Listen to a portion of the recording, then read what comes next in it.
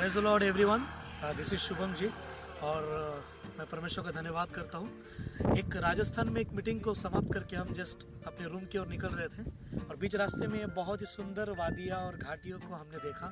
और जैसे मैं देख रहा था तो प्रभु की आत्मा ने मेरे आत्मा में बात किया और मैंने चाहा कि क्यों ना एक छोटा सा शॉर्ट वीडियो परमेश्वर के वचन के जरिए, है ना, नए साल के लिए मैं आपके सामने बांटूं। तो मैं आपको बताना चाहता हूँ, हम एक वचन को देखेंगे, भजन संहिता उसका 84 का 6। वे रोने की तराई में जाते हुए उसके सोतों का स्थान बनाते हैं, फिर बरसात की अगली वृष्टि उसमें आशीष ही आशीष उपजाती है। हालेलुया। सो मैं आपको बताना चाहता हूँ, हमारे जीवन में कई ऐसे दौर होते हैं एक मसीह जीवन में जब हम प्रभु के पीछे चलते हैं।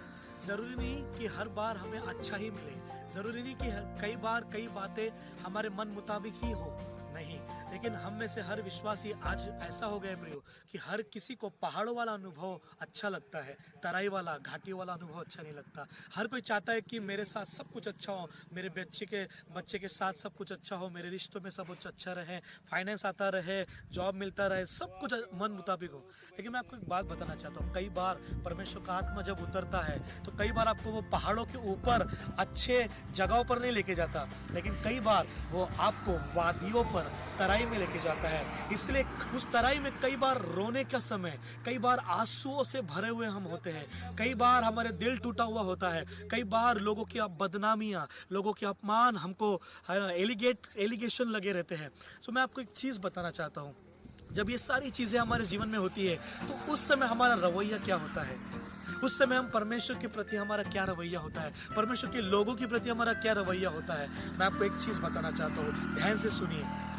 नए साल के लिए भविष्यवाणी का शब्द मैं आपके लिए बताना चाहता हूँ। परमेश्वर का आत्मा इस वक्त किसी से तो भी बात कर रहा है। मैं एक चीज बताना चाहता हूँ, दाऊद जो परमेश्वर का राजा, जो उसके मन के अनुसार था, बाइबल कहती है उसने जब गोलियत के सामने वो जा रहा था तो लिखा है वो तराई में उतरा और उसको 5 चिकने पत्थर मिले और उसी में से एक को उठाकर उसने गोलियत को मारा और यहोवा के नाम से उसको हराया। हालेलुया। मैं एक चीज आपको बताना चाहता हूँ, बड़े ध्यान से सुनिए। शायद कई बार आप तराई में हो, शायद इस समय जो मुझे देख रहे हैं, सुन रहे हैं, शायद आप तराई में हो, आप दुखों में, आप तकलीफों का सामना कर रहे हैं, ऐसा दर्द जो शायद आप किसी को बयां नहीं कर सकते। आपका परिवार शायद बंद दरवाजे बंद कर अकेले में रो रहा है, आंसू बहा रहा है और परमेश्वर के सामने चिल्ला रहा है कि प्रभु क्यों हो रहा है, क्यों मेरे साथ हो रहा है। मैं आपको बताना चाहता हूँ, आपको परमेश्वर की आत्मा ने उस जगह पर इसीलिए रखा है कुछ समय के लिए, ताकि परमेश्वर का आत्मा आपको आपके गोलियत को हराने का जो पत्थर है आपके तराई में ही मिलेगा। आपके कुछ प्रार्थनाओं के जवाब, आपके सवालों के जवाब शायद उस दुखों और आंसुओं की तराई में ही मिलेंगे। मैं एक चीज आपको बताना चाहता हूँ, दाऊद कहता है चाहे मैं मृत्यु की घोर अंधकार से भरी हुई तराई में से होकर चलूं तो भी हानि से नहीं डरूंगा, क्योंकि वो जानता था इस बात को कि परमेश्वर मेरे साथ रहता है। हालेलुया।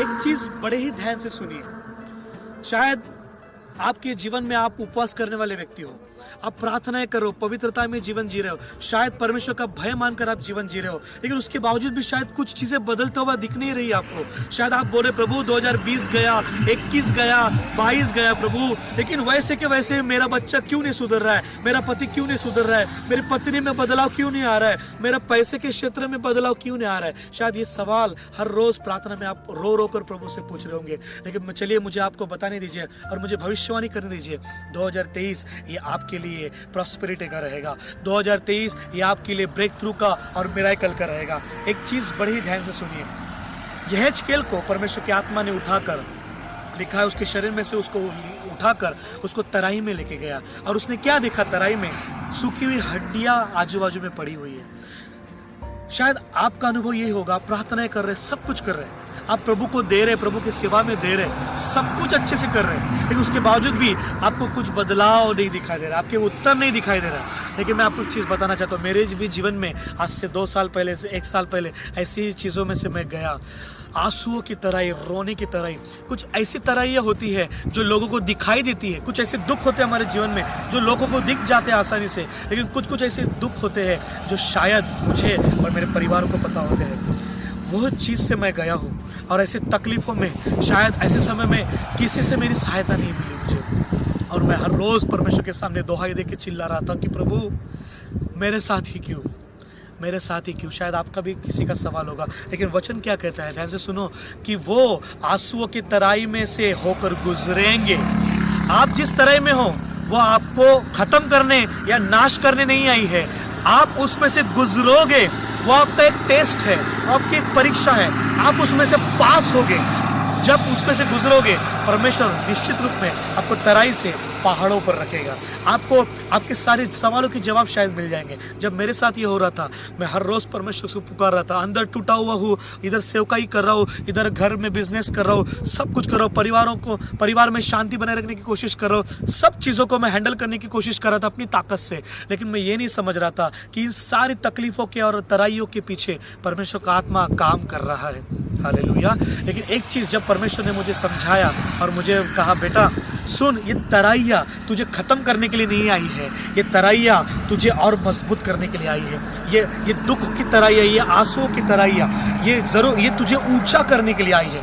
मैं एक चीज़ बताना चाहता हूँ, अगर आप ऐसे व्यक्ति हैं जो कई सालों से प्रभु के पीछे चल रहे हैं, पवित्रता में जीवन जी रहे हैं, आपका कोई बॉयफ्रेंड नहीं, कोई गर्लफ्रेंड नहीं, आपका कोई शौक नहीं, आप किसी व्यसन में नहीं हो, आप प्रार्थनाओं में हो, आप वचन में हो, और आप हमेशा आस लगाए हुए कि प्रभु मेरा भरोसा तुझ पर है, तू बदलेगा।